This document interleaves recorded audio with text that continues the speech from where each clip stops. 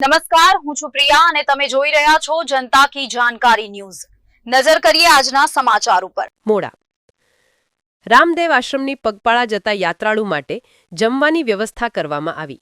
રાપર તાલુકાના મોડા ગામે જાગૃત દાતાઓ જેમજ આશ્રમના સંચાલક દ્વારા રહેવા જમવા વિસામો રાત્રિ રોકાણ માટે કાળજી રાખવામાં આવી હતી। મોમાઈ મોરા મોમાઈ માતાજીના દર્શનાર્થી ભક્તોને આરામ મળે તે હેતુથી પગપાળા જતા યાત્રાળુને રામ ભરોસે આશરો લીધો હતો। અહેવાલ જયરામ સોલંકી, અંજાર। જી ગુરુ, જ્યારે આજે આપણે મોડા મુકામે રામદેવ પીરના મંદિરમાં જ્યારે આપ અત્યારે અહીંયા સેવા આપી રહ્યો છો, તો કઈ પ્રકારની અહીં આપ લોકકલ્યાણ હેતુથી કેવી પ્રવૃત્તિઓ સાથે જોડાયેલા છો?